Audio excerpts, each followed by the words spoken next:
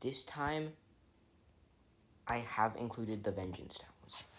Well, the Arcane Archers are better than I thought they were, definitely. Probably high B tier. The Archdruid Hendram is now the worst artillery tower, and I don't really have anything bad to say about the Blade Singers, but they're not better than the Forest Keepers. Golden Longbows have the longest range of any tower, including Vengeance Towers. They really are a high A tier tower. The High Elven Mage is now the worst tower in Origins. And the Weirdwood is good, but it's not that much better than it used to be. And the Wild Magus it's an S tier tower because of all the enemies that with high magic resistance. It's the only good mage tower to counter them, and mage upgrades are really cracked in this game. The Bertha is a really good high A tier tower, and the Arcane Wizard is the first overrated tower in my opinion. The Archmage has a problem. I'm gonna call it the Archmage effect, which is basically where the tower is more cost effective if you don't buy the upgrades, making its upgrades worthless. The assassins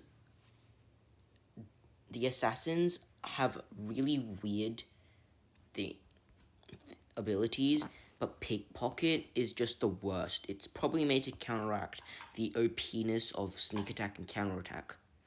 The barbarians also suffer from the Archmage effect, just not to the same extent as the Archmages.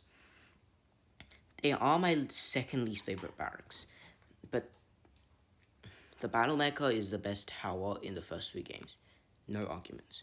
Crossbow 4 is a good high A tier tower. S tier. And the Dwarf is a really high A tier tower. The Paladins serve their role of tanking well, but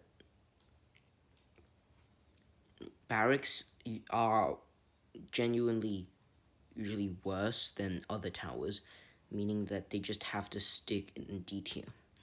Templars are the worst tower in the first 3 games. It's crazy how Frontiers is both the best and the worst tower in the first 3 games. People who don't like the Musketeer just can't use it effectively. It's better at taking out strong enemies than the Rangers. So I'll give it a really high B tier. And yeah, no, overrated. The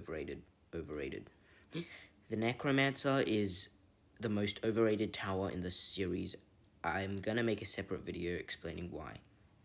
The Rangers are actually my choice for crowd control before the Bertha is unlocked, even if I have the choice between Rangers and Tesla. I still think the Sorcerer is the best tower in the first game. High S tier. The Tesla is an A tier tower, definitely above the Bertha, and the best first game tower aside from the Sorcerer. The Axe Throwers also suffer from the Archmage effect, but the opposite. I'm gonna call it the Axe Thrower effect, where if you don't buy the ability, the tower is useless. And plus, it's only useful in a select few stages. So for that, it's a high D. And now you move on to the Vengeance Towers. I feel like the most OP Vengeance Towers are actually so overpowered that they might even outclass the Battle Mecha. Definitely the best archer is the Bone Flinger, but not better than the Battle Mecha. There's only one tower that can do that, which is the Blazing Gem. It has the highest DPS in the series at over 200. It's so much higher than the Bone Flingers with their 70, second highest in the game. The Deep Devil's Reef is overrated in my opinion, because it's just an Inferno Mage plus an Orc Warrior Den, and but weaker. And those two are both bad, I guess.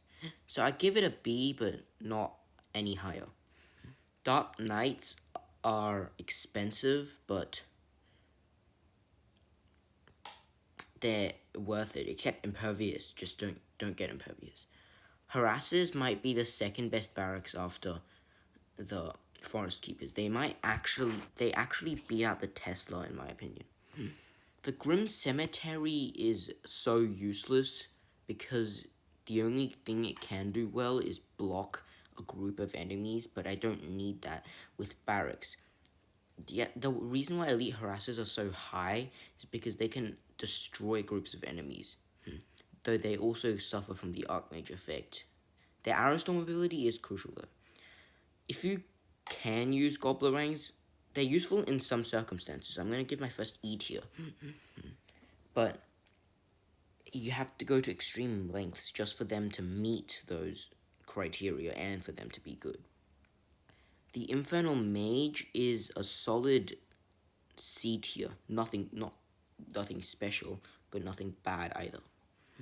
The Melting Furnace is definitely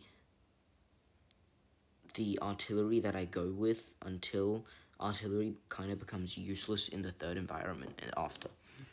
Swamp Thing is another high A tier, not an S tier. I don't know why they made him a sniper, but I'm not complaining. That's because in the first game they have a short range AoE attack, and they're a sniper in this game. The Orc Shaman it's good, but it's outclassed in every way by everything, so I'm gonna have to give it a high D. And the Rotten Forest is genuinely the worst tower in this series. It just does like 40% slow, it does no damage, and its abilities are useless. Rocket Riders are a bit better than the Rotten Forest, but they're so expensive and they suffer from the Archmage effect, but then their abilities are also so expensive. At least the Templars are spammable, but these guys